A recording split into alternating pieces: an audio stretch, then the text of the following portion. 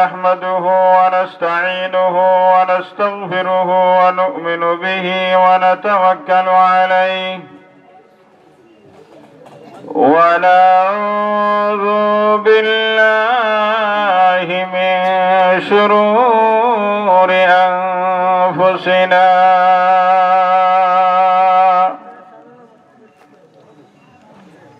ونعوذ بالله من شرور أنفسنا ومن سيئات أعمالنا من يهده الله فلا مضل له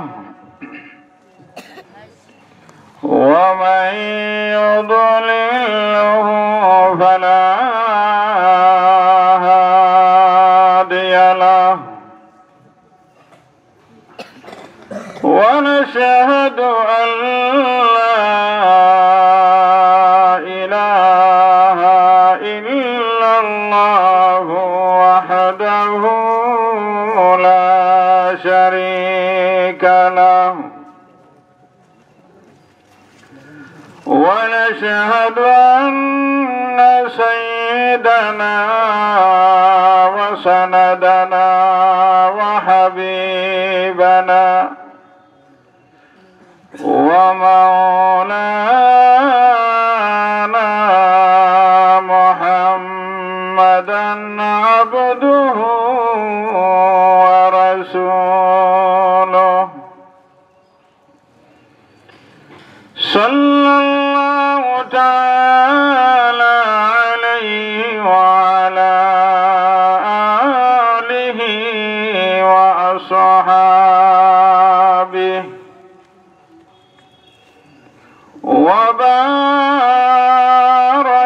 وسلم تسليما كثيرا كثيرا.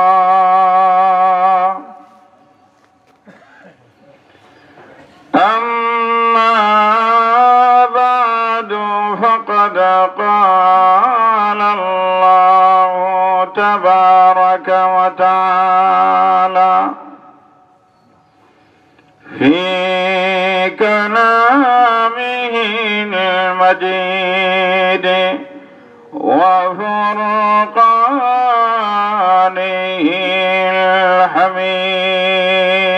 الحميد. أعوذ بالله من الشيطان الرجيم. بسم الله الرحمن الرحيم.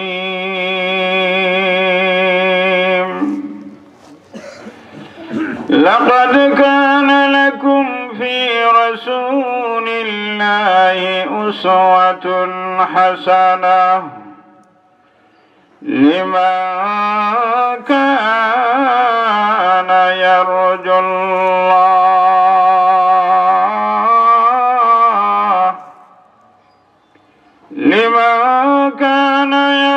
الله واليوم الآخر وذكر الله كثيرا. وقال رسول الله صلى الله عليه وسلم: كل أمتي يدخلون الجنة إلا أبى. قيل: من أبى؟ قال: من أطاعني دخل الجنة ومن عصاني فقد أبى. صدق الله مولانا العظيم وصدق رسوله النبي الكريم ونحن على لقائك لمن الشاهدين والشاكرين والحمد لله رب العالمين صلى الله على سيدنا ومولانا محمد وعلى آله وصحبه وسلم محبة الشهيد জোর কণ্ঠে দুরূদ শরীফ পড়ে সাল্লাল্লাহু আলা সাইয়্যিদিনা ওয়া মাওলানা মুহাম্মদ ওয়া আলা আলিহি ওয়া আসহাবিহি ওয়া সাল্লাম বালাগাল উলা বিকামালিহি كشف الدجى بجماله حسنت جميع خصاله صلوا عليه وعلى जिसके दिल में इश्क महबूब खुदा हासिल नहीं लाखों मोमिन हो लेकिन ईमान कामिल नहीं बलगल उला बिकमाली कशफ الدجى بجماله حسنت جميع خصاله صلوا عليه وآله لا إله إلا الله لا إله إلا الله لا إله إلا الله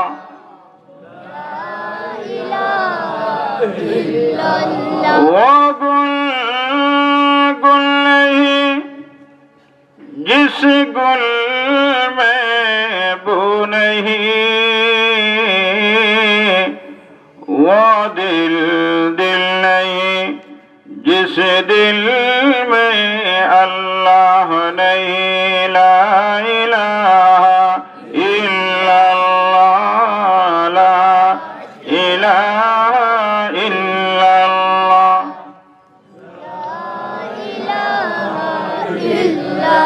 ला इलाहा इल्लल्लाह मुहम्मदुर रसूलुल्लाह। जमियत उलामा इस्लाम গোলাপগঞ্জ তারাদিন বাদেশ্বর ৮ নম্বর ইউনিয়ন কর্তৃক আয়োজিত সিরাতুন নবী সাল্লাল্লাহু আলাইহি ওয়াসাল্লাম মহাসম্মেলনের অত্যন্ত শ্রদ্ধাভাজন সদরে জলসা। আমার ডানে বসে আছেন আন্তর্জাতিক ব্যক্তিত্ব জমিয়ত উলামা ইসলাম ইউএস এর সম্মানিত সভাপতি, বিশিষ্ট লেখক ও গবেষক,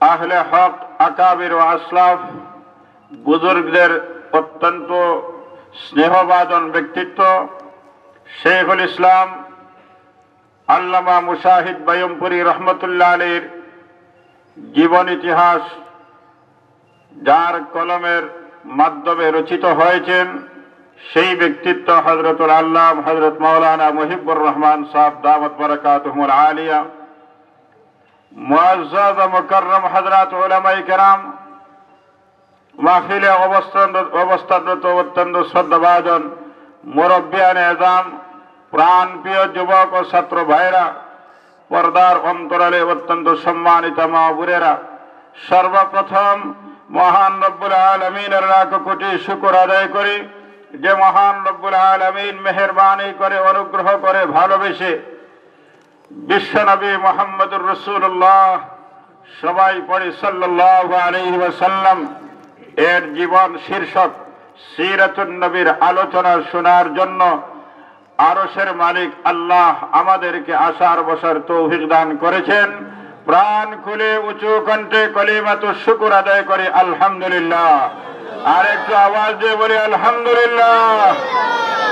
বন্ধুগণ, সামনে এশার আযান নিকটবর্তী, এর ফাঁকে যে সময় সেই সময়টা অত্যন্ত অল্প, কিন্তু আলোচনার বিষয় সিরাতুন নবী এটা হলো এই সময়ের জন্য নয়, পুরা দুনিয়ার জন্য আলোচকদের সামনে বিশাল সমুদ্রের মতো। এই 20 মিনিট 25 মিনিট কেন, সারা জীবনের এই দুনিয়ার ইহকালীন এই পৃথিবীর যত লেখক, সব লেখক একজন পর একজন, পৃথিবীর সকল গাছ বৃক্ষলতা যদি কলম বানানো হয়, একটার পর একটা কলম ব্যবহার করা হয়, পৃথিবীর সারা সমুদ্রের পানি কালি বানানো হয়, আর ফুটা ফুটা করে যদি ব্যবহার করা হয়, বিশ্ব নবীর আখলাক, বিশ্ব নবীর সিরাতুন নবী লেখা শুরু করা হয়, লেখকের জীবন শেষ হয়ে যাবে, কলম শেষ হয়ে যাবে, কালি শেষ হয়ে যাবে, এরপরও সিরাতুন নবীর আলোচনা, সিরাতুন নবীর লেখা, সিরাতুন নবীর আলোচনা শেষ হবে না। তাহলে 20 মিনিটের আলোচনা আর কি হবে? এরপরেও যখন আয়োজক মাহফিলের সুবিধার্থে এই সময়টা চয়ন করেছেন, যা সম্ভব হয় আলোচনা করব, তবে ভূমিকা ছাড়াই আমি আমার মূল আলোচনায় চলে যাই। আজকের মাহফিলের শিরোনাম হলো সিরাতুন নবী সাল্লাল্লাহু আলাইহি ওয়াসাল্লাম। তাহলে আমরা শুধু আজকের ব্যানারে নয়, আপনাদের বাদেশ্বর প্রতিটা গ্রামে গ্রামে, প্রতিটা গোলাপগঞ্জ থানার ইউনিয়নে ইউনিয়নে, উপজেলায় আপনারা বিভিন্ন জায়গায় ব্যানার দেখতে পান, সিরাতুন নবী সাল্লাল্লাহু আলাইহি ওয়াসাল্লাম মহাসম্মেলন। আরেকটা তার বিপরীত অবস্থানে আরেকটা ব্যানার আপনারা দেখতে পান, ঈদে মিলাদুন নবী সাল্লাল্লাহু আলাইহি ওয়াসাল্লাম। দুইটা ব্যানার আপনাদের সামনে চোখে পড়ে, নবীজির নামে সিরাতুন নবী, নবীজির নামে ঈদে মিলাদুন নবী, দুইটা ব্যানার আপনাদের সামনে পড়ে।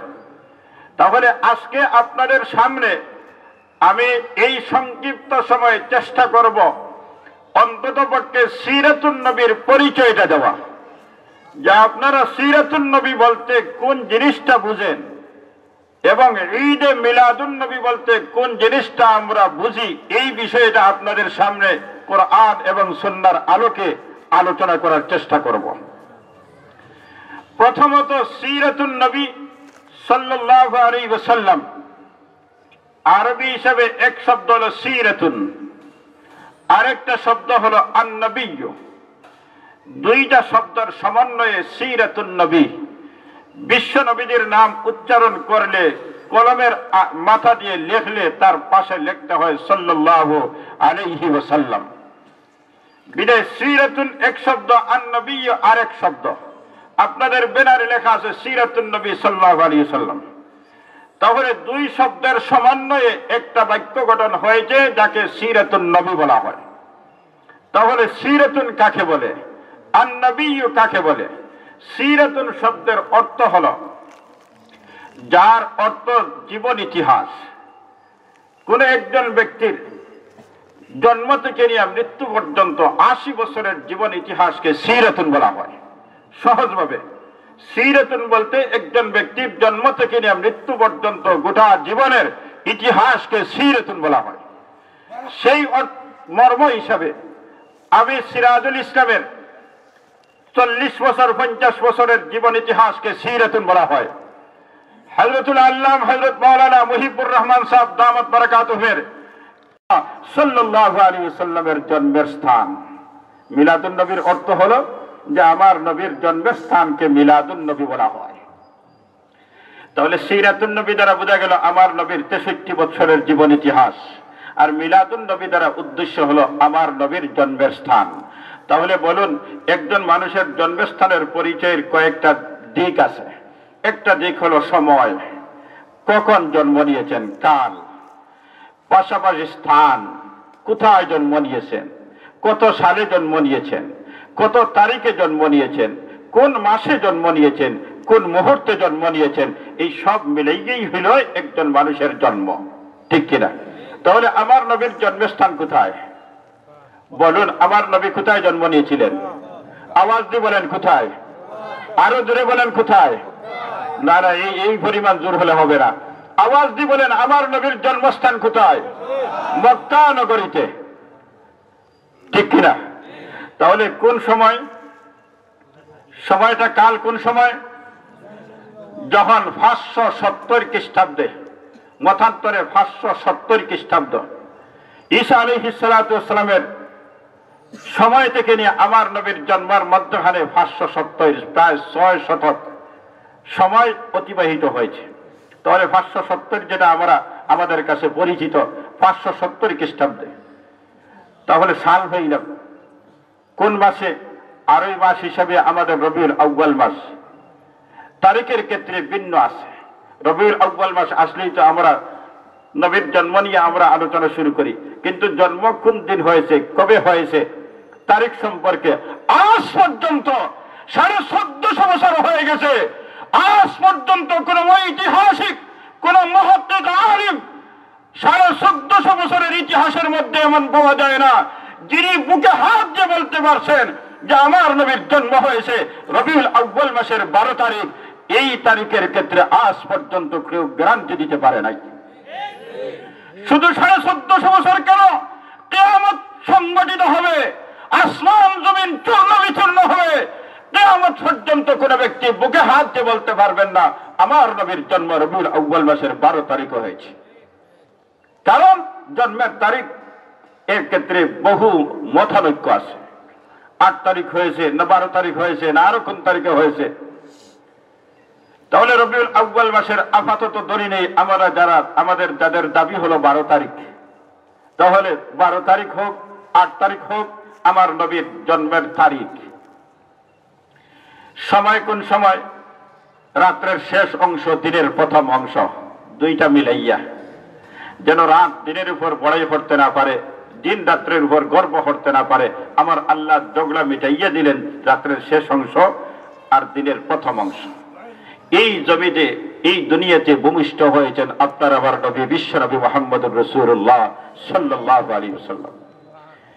এই বিষয় নিয়ে আলোচনার নাম হলো মিলাদুন নবীর আলোচনা। আমার নবী কিভাবে জন্ম হয়েছিলেন, আমার নবী বিশ্ব নবী রাহমাতুল লিল আলামিনের জন্মের সময় পৃথিবীর অবস্থা কেমন ছিল, আমার নবীর জন্মের সময় আমার নবীর আম্মা আমিনা বিশ্ব নবী জন্মের প্রেক্ষাপট বর্ণনা করেন। ও দুনিয়ার মানুষেরা, ও দুনিয়ার মহিলারা, তোমাদের বাচ্চা জন্মের সময় কতই না কষ্ট স্বীকার করতে হয়।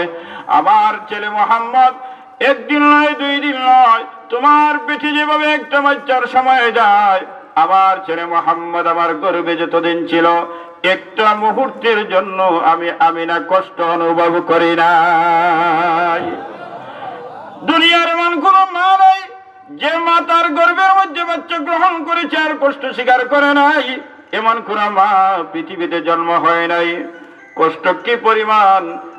ঠান্ডার সময়, মাঘ মাস সময় প্রচুর ঠান্ডা, গরম বিছানার মধ্যে কমলের নিচে স্বামী ঘুমন্ত অবস্থায়, স্বামী স্ত্রী 2 জন আরামে গেলেন, কিন্তু বাচ্চা পেটে এমন লাথি মারল কলিজার মধ্যে, মা বিছানার মধ্যে শুয়ে থাকতে পারে নাই। আরামে আরামকে হারাম করে বিছানা ছেড়ে ঘরের মধ্যে পায়চারি করতেছে। হঠাৎ স্বামীর চোখ খুলল, ঘুম ভাঙলো, দেখে বিবি কাছে নাই। দেখতে পায় বিবি পায়চারি করতেছে ঘরের ভিতরে। ডাক দেয়, প্রাণের বিবি তোমার কি হয়েছে, তুমি কি ঘুমাইবা না? তখন বিবি জবাব দেয়, হে প্রাণের স্বামী, তুমি আরামে ঘুমাও, তুমি আরামে ঘুমাও, আমার অসুবিধা হচ্ছে। তোমার কোনো অসুবিধা না, তুমি আরামে ঘুমাও। আমার কলিজার টুকরা পেটে আমার বাচ্চা, এই বাচ্চা নিয়ে আমি এই শীতের সময় আরামের বিছানায় ঘুমাইতে পারবো না, তুমি আরামে ঘুমাও। যে মা আরামের বিছানা হারাম করলো সন্তানের জন্য, মা আমিনা বলেন, ও দুনিয়ার সন্তানের মারা, শুনরি, তোমাদের বাচ্চা পেটে যখন থাকে যে পরিমাণ কষ্ট হয়, আমার ছেলে মোহাম্মদ আমার পেটে থাকা অবস্থায় একটা মুহূর্তের জন্য কোনো কষ্টই হয় না। মা আমিনা বলেন, পৃথিবীর মারা, শুনো রে, তোমাদের পেটে গর্ভ থেকে বাচ্চা জন্মভূমিষ্ঠ হয়, এক পা কবরে আর এক পা জমিনে, মৃত্যুর সাথে এমন কাছাকাছি চলে যায়, হয়তো মরবে না হয় বাঁচবে, এমন একটা মুহূর্ত যখন সামনে হাজির হয়ে যায়। যদি জন্মের পরে মার হায়াতটাকে বাঁচে, আর যদি হায়াত শেষ হয়ে যায় তখন আর মরণের ঘাটে চলে যায়। মা আমিনা বলেন, ও দুনিয়ার মারা, শোনো রে, তোমাদের সন্তান ভূমিষ্ঠ হইতে যে পরিমাণ কষ্ট, আমার ছেলে মোহাম্মদ আমার গর্ভ থেকে যখন দুনিয়াতে ভূমিষ্ঠ হয়েছে, খোদার কসম, কিঞ্চিত পরিমাণ কোন কষ্টই আমি না আমার অনুভব হয় নাই। মুহাম্মদ কুদরতি তরিকায় জন্ম হয়েছে। আমার নবী যখন জন্ম হয়েছে, পৃথিবীর সন্তানগুলি মার গর্ভ থেকে জন্মের সময় স্বাভাবিকভাবে জন্ম হয়, ক্রন্দনের আওয়াজের মাধ্যমে, চিৎকারের মাধ্যমে। ও দুনিয়ার মহিলারা, মা আমিনা বলেন, আমার ছেলে মোহাম্মদ যখন জন্ম হয়েছে, জন্মের সময় সেইদারত অবস্থায় আমার ছেলে মোহাম্মদ জমিন ভূমিষ্ঠ হয়েছে। এই আলোচনাগুলো আমার নবীর জন্ম নিয়ে আলোচনা। বিশ্ব নবী যে দুনিয়াতে আসলেন, আমার নবী কত সুন্দর ছিলেন, আমার নবীর চুল কি পরিমাণ সুন্দর ছিল, আমার নবীর হাত কি পরিমাণ সুন্দর ছিল, আমার নবীর বডি কি পরিমাণ সুন্দর ছিল, কথা কি পরিমাণ সুন্দর ছিল, রং কি পরিমাণ সুন্দর ছিল। এই বিষয়গুলোই নিয়ে আলোচনার নাম হলো মিলাদুন নবীর আলোচনা। মুসলমান ইমানদার, আমার নবীর মিলাদুন নবীর আলোচনা করলে মুস্তাহাবের সব পাওয়া যায়, নফল ইবাদতের সব পাওয়া যায়, ঠিক কিনা? যতক্ষণ আলোচনা করবো, আলোচনা শুনবো, ততক্ষণ পর্যন্ত আমার আল্লাহ প্রত্যেকের নামামলের মধ্যে নফল ইবাদতের সব দিতে থাকবেন। আর আস্তে সুবহানাল্লাহ বলেন। একজন মানুষ মসজিদের ঘরের ভিতরে, মসজিদের ভিতরে নামাজ পড়ে নাই, কিছুই পড়ে নাই, ধ্যানের মাধ্যমে মসজিদে বসে আছেন কিবলার দিকে মুখ করে। যতক্ষণ বসবে, জামাতের সময় এখনো আধা ঘন্টা বাকি, এই আধা ঘন্টা ধ্যানে বসে আছেন, আমার আল্লাহ এই আধা ঘন্টার মধ্যে প্রতিটা মুহূর্তে জামাতের সব আমার আল্লাহ নাম আমলে দান করবেন। আল্লাহকে দিতে কোনো অসুবিধা আছে? কোনো অসুবিধা নাই। বিশ্ব নবীর আলোচনা শোনা, মিলাদুন নবীর আলোচনা শোনা এবং করা নফল ইবাদতের সব। সেই হিসেবে আমি একটা আলোচনা করব, আমার নবীর সৌন্দর্য নিয়ে আমি আলোচনা করব। আমার নবী কি পরিমাণ সুন্দর ছিলেন। এই মুসলমান ইমানদার, আমার নবীর জবান মুবারক দিয়ে ঘোষণা দিলেন, আমার আল্লাহ সুন্দরের অর্ধেক দিলেন ইউসুফকে, আর সারা দুনিয়ার মানুষকে দিলেন অর্ধেক। বলুন না সুবহানাল্লাহ। আদম থেকে নিয়ে কিয়ামত পর্যন্ত যত মানুষ আসবে এই দুনিয়ার মধ্যে, সবাইকে দিলেন অর্ধেক সুন্দর, আর ইউসুফ পয়গম্বরকে দিলেন আল্লাহ অর্ধেক সুন্দর। এমন সুন্দর অর্ধেক দিলেন, এই সুন্দরের কারণে পরীক্ষার সম্মুখীন হলেন। একবার নয়, দুইবার নয়, বারবার পরীক্ষার সম্মুখীন হয়েছেন ইউসুফ পয়গম্বর। যখন জুলেখার করে গেলেন, জুলেখার করে দেওয়ার পরে ইউসুফ আলাইহিস সালাতু ওয়াস সালামের সৌন্দর্যের মধ্যে আশিক হয়ে গেলেন, প্রেমের মধ্যে পড়ে গেলেন। এই প্রেমের মধ্যে পড়ার পরে মনের কুবাসনা পূরণ করার জন্য প্রস্তাব দিলেন, কিন্তু কোনো কাজে আসে না। সর্বশেষ এই প্রেম ভালোবাসার সম্পর্কটা গ্রামের মধ্যে মন্ত্রী পরিষদের মধ্যে যখন চলে গেল, যাওয়ার পরে মন্ত্রী পরিষদের বিভিন্ন সমালোচনা ঝড় শুরু করলো জুলেখার বিরুদ্ধে। আর জুলেখা 1 বছর নয়, 2 বছর নয়, কত বছর একটা গোলামকে লালন পালন করলো, আর ওই গোলামের ইশক আর মহব্বতে জুলেখা ডুবে গেল। এই সমালোচনার যখন তীর জুলেখার দিকে পড়ল, জুলেখা জবাব দিবার জন্য একদিন একটা চা চক্রের ব্যবস্থা করলেন, ফলের ব্যবস্থা করলেন, চুরির ব্যবস্থা করলেন, সব মহিলাদেরকে দাওয়াত করলেন। আর ইউসুফকে বললেন, ইউসুফ আমার নির্দেশ না পর্যন্ত তুমি সামনে দিতেই পারে না। আর মহিলাদেরকে বললেন, আমার নির্দেশ না পর্যন্ত ফল খাটবা না। এখন সব রেডি, এমতো অবস্থায় চুরি হাতে নিলেন, ফল হাতে নিলেন, খাটার নির্দেশ হইল, খাটা শুরু করলেন। ইউসুফকে জুলেখা নির্দেশ করলেন, তুমি সামন দিয়ে যাও। ইউসুফ যাওয়া তখন শুরু করলেন, তখন ওই মিশরের মহিলাদের ইউসুফের সৌন্দর্য দেখে তাদের ফল নাকি হাতের আঙ্গুল কাটা শুরু করলো। কিন্তু মহিলারা ফল কাটতেছে না আঙ্গুল কাটতেছে বুঝতে পারে নাই।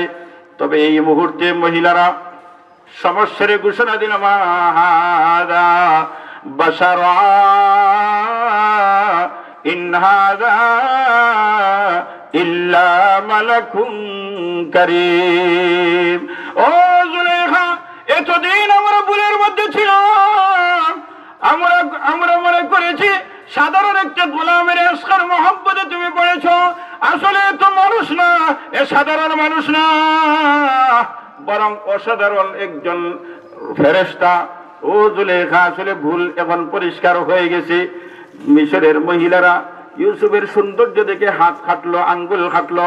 আমার আম্মা জান আয়েশা সিদ্দিকা রাদিয়াল্লাহু তাআলা বলেন, ও দুনিয়ার মহিলারা, মিশরের মহিলারা যারা জুলেখাকে তিরস্কার করেছিল ইউসুফের সৌন্দর্যের কারণে, ইউসুফের সৌন্দর্য দেখে হাতের আঙ্গুল কেটেছিল, আমার নবী বিশ্ব নবী রাহমাতুল লিল আলামিনের কপাল মুবারকের সৌন্দর্য যদি তোমরা দেখতে পারতে, তাহলে হাতের আঙ্গুল নয়, কলিজা তোমরা টুকরা টুকরা করে দিতে। লাওয়ামি জুলাইখা লাউ রাআইনা জাবিনাহু, লাওয়ামি জুলাইখা লাউ রাআইনা জাবিনাহু আসরনা বিকাতিল কুলুবি আলাল ইয়াদি। আল্লাহু আকবার। ও মুসলমান ইমানদার, আমার নবী কত সুন্দর ছিলেন, কপাল মুবারকের সৌন্দর্য যদি হ্যাঁ মিশরের তিরস্কারকারিণী মহিলারা ইউসুফের সৌন্দর্য দিকে হাতের আঙ্গুল কেটেছিল, আমার নবীর কপাল মুবারকের সৌন্দর্য যদি তোমরা দেখতে পারতে, তাহলে হাতের আঙ্গুল রাখিয়া কলিজা টুকরা টুকরা করে দিতে, তোমরা বুঝতে পারতা না। এই আলোচনাটাই হইল নফল ইবাদতের সব। এটা হইল মিলাদুন নবীর আলোচনা, কোরআন সুন্নাহ মতো মিলাদুন নবীর আলোচনা। এই আলোচনাই হইল কোরআন সুন্নাহ মতো মিলাদুন নবীর আলোচনা। যতই আলোচনা করব ততই মজা বাড়বে, নফল ইবাদতের সব হবে। কিন্তু বলুন, নফল ইবাদত এই পরিমাণ যা আলোচনা করলাম, বলুন আপনাদের এই বর্তমান সময়ে এমন সুন্দর কোন মানুষ আসার সম্ভাবনা আছে কিনা, বা এমন কোন সুন্দর মানুষ বানানো সম্ভব কিনা? জন্মর যে কন্ডিশন, যে ঘটনা আম্মা আমিনা বললেন, বলুন আমাদের মধ্যে কারো এমন স্বাভাবিক সম্ভাবনা আছে কিনা? তাহলে যত আলোচনা করব নফল ইবাদত হবে। বর্তমান এই মিলাদুন নবীর আলোচনাই হলো কোরআন সুন্নাহ মতো। এই আলোচনার নাম হলো মিলাদুন নবীর আলোচনা। এটা আমি ছাড়লাম। সিরাতুন নবীর আলোচনায় যখন আমি অগ্রসর হব, বিশ্ব নবীর 63 বৎসরকে দুই ভাগে ভাগ করব। একটা অংশ হলো 40 বছরের ইতিহাস, একটা অংশ হলো 23 বছরের ইতিহাস। 40 বছরের ইতিহাসের পরিচয় হলো আব্দুল্লাহর ছেলে মুহাম্মদ, আর 23 বছরের ইতিহাসের সার নির্যাস হলো মুহাম্মদুর রাসূলুল্লাহ সাল্লাল্লাহু আলাইহি ওয়াসাল্লাম। 40 বছরের পরিচয় ছিল আব্দুল্লাহর ছেলে মুহাম্মদ, আর 23 বছরের পরিচয় ছিল আল্লাহর রাসূল মুহাম্মদ সাল্লাল্লাহু আলাইহি ওয়াসাল্লাম। তাহলে 40 বছর দুই ভাগে বিভক্ত করলাম। তাহলে এই দুই ভাগের 63 বছরের পর্যায়টা কোরআন সুন্নাহ মতো, মিলাদুন নবীর পর্যায়টা হলো নফলের পর্যায়, আর সিরাতুন নবীর পর্যায় কোরআন সুন্নাহ মতো ফরজের পর্যায়। তাহলে মিলাদুন নবীর পর্যায়টা হলো নফল, আর সিরাতুন নবীর পর্যায়টা হলো ফরজ। আর জানাজার ফরজ আর নামাজ ফরজ আকাশ পাতাল ব্যবধান, ঠিক কিনা? জানাজা ফরজ হইল ফরজে কিফায়া, আর জোহরের 4 রাকাত ফরজ হলো ফরজে আইন। সিরাতুন নবী ফরজে কিফায়া নয়, সিরাতুন নবী গ্রহণ করা, নবীর আদর্শ গ্রহণ করা, নামাজ যেমন ফরজ, রোজা যেমন ফরজে আইন, নামাজ ফরজে আইন, ঠিক তেমনি ভাবে সিরাতুন নবী গ্রহণ করা প্রত্যেক আশিকে রাসূলের জন্য ফরজে আইন। বলুন, বর্তমান সময়ে রাষ্ট্রীয়ভাবে সিরাতুন নবীর আলোচনা হওয়ার দরকার ছিল কিনা? এখন নফল নিয়ে আমরা মিছিল আন্দোলন করি, ফরজকে আমরা দূরে রাখি, সেই বাস্তবতা ঠিক কিনা? এই মুসলমান ইমানদার, এই জন্য আজকে যদি একজন মানুষ জোহরের 4 রাকাত ফরজ তার সামনে রাখিয়া বলল, না এই 6 রাকাত আমার যথেষ্ট না, আমি 24 ঘন্টার ভিতরে 24,000 নফল রাকাত পড়ব, আর কিন্তু ফজরের 2 রাকাত ফরজ সে আদায় করে নাই, বলুন এই 24,000 রাকাত নফলের মাধ্যমে ফজরের 2 রাকাত ফরজের সমান হবে? বলুন না, আওয়াজ দিয়ে বলুন সবে। তাহলে যদি এটা আপনারা বুঝেন, তাহলে সিরাতুন নবীর আলোচনা ছেড়ে, ফরজে আইনের আলোচনা ছেড়ে শুধু নফল নিয়ে যদি একজন মানুষের ব্যস্ততা হয়, তাহলে ওই 24,000 নফল নামাজ পড়িয়া ফজরের 2 রাকাত ফরজ ছাড়া হয়তো হবে পাগল, না হয়ে হবে বোকা। সেই পরিমাণ সিরাতুন নবীর আলোচনা ছেড়ে শুধু মিলাদুন নবীর আলোচনা নিয়ে ব্যস্ত থাকা, হয়তো সব হবে সে পাগল, না হয়ে হবে সে বোকা।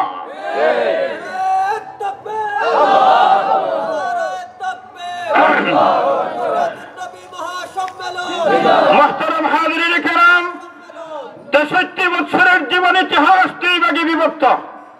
এখন 63 বছরের জীবন ইতিহাস হলো শরীয়তের পর্যায়, হলো ফরজে আইন, প্রত্যেকে গ্রহণ করতে হবে। রাজি আছেন তো? তাহলে 63 বছরের ইতিহাসের মধ্যে 2টা অংশ যখন হলো, তাহলে এখন 2 অংশের ব্যবধান কতটুকু? 40 বছরের হুকুম হলো বিশ্ব নবীজি সত্য বলিয়া তার প্রমাণ। 23 বছরের জীবন ইতিহাস হলো কিয়ামত পর্যন্ত উম্মতের জন্য শরীয়ত। আব্দুল্লাহর ছেলে মুহাম্মদ, এই 40 বছরের জীবন ইতিহাস আমার নবী সত্য বলিয়া প্রমাণ, আর 23 বছরের জীবন ইতিহাস কিয়ামত পর্যন্ত উম্মতের জন্য শরীয়ত। 40 বছরের জীবন ইতিহাস নবী সত্য বলিয়া তার প্রমাণ। 3টা ঘটনা বলবো যদি সময় হয়, আর না হয় একটা বলে ফেলি। আমার নবীর জন্মের পরে আমার নবী ছিলেন শিশু মুহাম্মদ, ঠিক কিনা? কুলের বাচ্চা। আপনার বিবির ঘর থেকে যখন আপনার ছেলে জন্ম নেয়, তাহলে সেই ছেলেটাও তার জীবনে একটা অংশ হলো শিশু, এর পরের অংশ হলো কিশোর, এর পরের অংশ হলো বালক, আরেকটা অংশ হলো যুবক, আরেকটা অংশ হলো বৃদ্ধ, ঠিক কিনা? তাহলে আমার নবীও মানুষের ঊর্ধ্বে নয়। কুল ইন্নামা আনা বাশারুম মিসলুকুম, কুল ইন্নামা আনা বাশারুম মিসলুকুম। বলুন, বলুন ইন্নামা আনা বাশারুম মিসলুকুম, তোমাদের মতো আমি মুহাম্মদুর রাসূলুল্লাহ, মানুষ না? মানুষ না? বলুন না। কোরআন বলে যে আপনি বলুন, হে নবী আপনি বলুন আমিও তোমাদের মতো মানুষ। তাহলে বোঝা গেল আমার নবীও মানুষের ঊর্ধ্বে নয়, তবে ব্যবধান আছে, সাধারণ আর অসাধারণ। 2টা শব্দ আছে না নাই? এ মুসলমান ইমানদার, আমার নবী জন্মের পরে শিশু ছিলেন। মা আমিনা বলেন, এখন শিশু মুহাম্মদ দুধ পান করবেন মা আমিনার, কিন্তু হঠাৎ করে মা হালিমা চলে আসলেন। লম্বা ঘটনা, মুহাম্মদকে নিয়ে গেলেন, শিশু মুহাম্মদকে নিয়ে গেলেন। এই নেয়ার পিছনে অনেক কারণ, এর মধ্যে একটা কারণ হলো আমার নবীর অবস্থান ছিল মক্কা নগরীতে, শহরে, আর মা হালিমার অবস্থান ছিল গ্রামের পরিবেশে। এই মক্কা শরীফ থেকে তায়েফ থেকে 70 কিলোমিটার দূর হলো ওয়াদি হালিমা। সেই জায়গায় হালিমাতু সাদিয়া রাদিয়াল্লাহু তাআলা আনহার অবস্থান ছিল। আচ্ছা বলুন, বাদেশ্বর এলাকার ভাষা যেটা ব্যবহার আপনারা করেন, এইটাই হইল বাদেশ্বর এলাকার ভাষা, ঠিক কিনা? এখানে কোন ময়মনসিংহের মানুষ যদি থাকে, তাহলে হয়তো আপনাদের কাছে আসছে আবার চলে গেছে, কিন্তু এই ময়মনসিংহ এলাকার কোন মানুষ স্থায়ী বাসিন্দা নয়। 24 ঘন্টা ময়মনসিংহ এলাকার মানুষের সাথে আপনাদের উঠা বসা এমন নয়। ওই রাজশাহীর মানুষ আপনাদের বাদেশ্বর এলাকার স্থায়ী বাসিন্দা নয়। বাদেশ্বর এলাকার মানুষের ভাষা যেটা, এটা বাদেশ্বর এলাকার একেবারে পরিষ্কার পরিচ্ছন্ন ভাষা, এটার মাঝে কোনো ধরনের বেজাল নেই। এটাই হলো বাদেশ্বরের ভাষা। আমার বাড়ি কানাইঘাট বাড়ি, কানাইঘাট এলাকার মধ্যে কানাইঘাটের ভাষা হলো আলাদা একটা ভাষা, আপনাদের ভাষার সাথে অনেক ব্যবধান আছে, ঠিক কিনা? জয়দা থানার ভাষা আপনাদের ভাষা ব্যবধান আছে। আবার যদি ডাহার ভাষা হয় তাহলে একই ঢাকার ভাষা বিভিন্ন এলাকার ভাষা ভিন্ন, ঠিক কিনা? তাহলে নির্বেজাল বেজাল মুক্ত একটা ভাষা হলো বাদেশ্বর এলাকার ভাষা, ঠিক কিনা? আরবি ভাষা। মা হালিমা সাদিয়া রাদিয়াল্লাহু তাআলা আনহা গ্রামের বাসিন্দা, এই জন্য গ্রামের ভাষাটা হলো নির্বেজাল আরবি ভাষা। মক্কা নগরী হলো সিলেট শহরে আমরা থাকি, এখানে বাংলাদেশ নয় পুরা দুনিয়ার মানুষের কিছু না কিছু অবস্থান সিলেট শহরে আছে। এখন একজন ময়মনসিংহের মানুষের সাথে আমার যদি কথা হয় তাহলে খাঁটি সিলেটের ভাষা হবে না, যদি রাজশাহীর মানুষের সাথে কথা হয় তাহলে খাঁটি সিলেটের ভাষা হবে না। এখন এই সিলেটের ভাষাটা শহরের ভাষাটা খিচুড়ি, ঠিক কিনা? এক সময় সিলেটের মানুষের সাথে, এক সময় জেন্টার মানুষের সাথে, এক সময় রাজশাহীর মানুষের সাথে, আবার কোন সময় ইংল্যান্ডের মানুষের সাথে, তাহলে খিচুড়ি ভাষা। এখন আমার যদি ছোট একটা বাচ্চা একবার শুনে ইংল্যান্ডের ভাষা, আবার শুনে রাজশাহীর ভাষা, আবার শুনে সিলেটের ভাষা, আবার শুনে কানাইঘাটের ভাষা, বলুন কোনটা ঠিক করবে? সে তো খিচুড়ি মার্কা ভাষা শিখবে। এই জন্য আমার নবী জন্মের পরে মা আমিনার কুল থেকে হালিমা সাদিয়া রাদিয়াল্লাহু তাআলা আনহা ওই গ্রামের ভাষা নির্বিধাল খাঁটি আরবি ভাষা জবান থেকে উচ্চারণ হওয়ার হিকমতে কৌশলে আমার আল্লাহ বিশ্ব নবী মুহাম্মদুর রাসূলুল্লাহ সাল্লাল্লাহু আলাইহি ওয়াসাল্লামকে ওই গ্রামের মধ্যে হালিমার কাছে প্রেরণ করলেন। তাহলে এটা মূল আমার আলোচনার বিষয় নয়, কিন্তু ফাঁকে এক কথা বলে ফেললাম। এখন হালিমা সাদিয়া রাদিয়াল্লাহু তাআলা আনহার কুলে যখন নিলেন, আচ্ছা বলুন ভাত খাওয়ার জন্য নিলেন না দুধ খাওয়ানোর জন্য নিলেন? বলুন না কিসের জন্য? দুধ পান করানোর জন্য নিলেন। আচ্ছা বলুন হালিমা সাদিয়া রাদিয়াল্লাহু তাআলা আনহা দুধ পান করাইবেন মুহাম্মদুর রাসূলুল্লাহকে, নিশ্চয়ই উনার বাচ্চা আছে না নাই? বাচ্চা ছাড়া যদি দুধ হয় তাহলে বলুন এই দুধ আপনারা গ্রহণ করবেন? যেটা আমার বিবির বুকে বড় ভালো দুধ হয়েছে বাচ্চা ছাড়া, তাহলে বড় সুন্দর বড় আরাম লাগবে না আপনি ঘর থেকে বের করে দিবেন? বিবাহের আগ পর্যন্ত যদি কোন নারীর বুকে দুধ চলে আসে, কোন বাচ্চা জন্ম হয়ে যায়, বলুন আপনার ঘরে এই মহিলা উঠাইবেন না আর আপনার ঘর থেকে বাহির করে দিবেন? ঘর থেকে বাহির করে দিবেন। বর্তমান সমাজে সেই প্রথা চালু হয়েছে যে মাঝে মাঝে এমন পাওয়া যায় খবর যে বিবাহ হয় নাই কিন্তু বাচ্চা জন্ম হয়েছে, এমন আছে না নাই? আপনারা ওই যে শাপলা চত্বরের ঘটনা আপনারা দেখছেন, ওই যে কোন জায়গায় আমার এই ইসলাম বিরোধী কোন জায়গায় বস্ত শাহবাগে,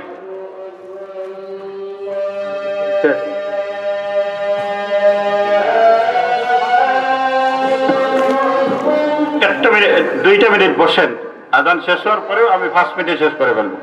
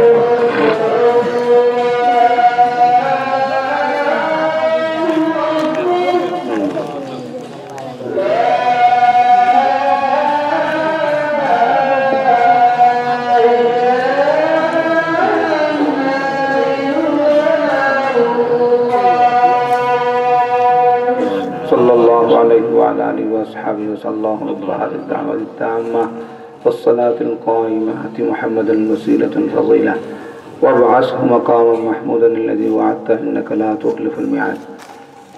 আলহামদুলিল্লাহ, আমাদের মুআজ্জাজ মেহমানের বয়ান অত্যন্ত সুন্দর হয়েছে।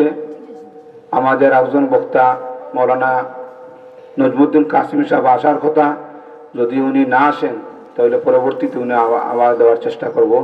আর এরপরেই নামাজ পড়েই আমাদের আজকের প্রধান আকর্ষণ আমেরিকা জমিয়ত উলামা ইসলামের আহ্বায়ক এবং মসজিদে মদিনার আমেরিকার ইমাম ও খতিব হযরত বায়ুমপুর রহমতুল্লাহ আলাইহির জীবনীর লেখক আল্লামা হযরত মাওলানা মহিবুর রহমান সাহেব আপনারা সামনে নামাজ পড়েই ওনার বক্তব্য রাখবেন, যেহেতু উনি সিলেট চলে যাবেন। এরপরে যদি আমাদের কাসিম সাহেব না আসেন তাহলে উনাকে আবার দেওয়ার চেষ্টা করব।